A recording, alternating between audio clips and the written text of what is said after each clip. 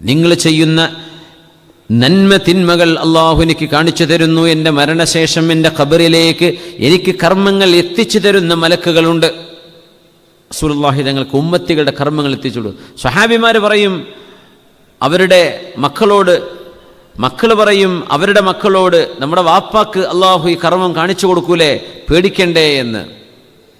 സാധാരണ മുഅ്മിനീങ്ങളായ ആളുകൾക്ക് പോലും അള്ളാഹു സുബ്ഹാനഹു വ തആല അവരുടെ ബാക്കിയുള്ള ആളുകളുടെ വേണ്ടപ്പെട്ടവരുടെ കർമ്മങ്ങളെ കാണിച്ചു കൊടുക്കുന്ന, മക്കളുടെ കർമ്മങ്ങൾ വാപ്പയെ കാണിച്ചു കൊടുക്കും.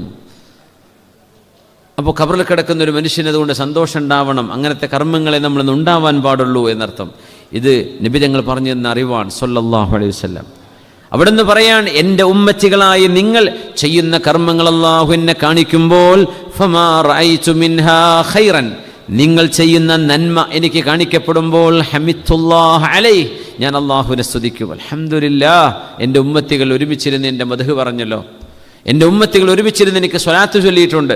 അവർ ഇൽമ പഠിക്കുന്നുണ്ട്, അവർ ഖുർആൻ പഠിക്കുന്നുണ്ട്, തജ്വീദ് പഠിക്കുന്നുണ്ട്, അദ്കാറുകൾ ചൊല്ലുന്നുണ്ട്, നിസ്കാരം പഠിക്കുന്നുണ്ട്, അവർ നിസ്കരിക്കുന്നുണ്ട്, അവർ നന്മ ചെയ്യുന്നുണ്ട്. നിങ്ങൾ ചെയ്യുന്ന കർമ്മങ്ങൾ ഞാൻ കാണുമ്പോൾ നിങ്ങൾക്ക് വേണ്ടി നിങ്ങളെ ഓർത്ത് ഞാൻ അല്ലാഹുവിനെ സ്തുതിക്കുന്നുണ്ട്.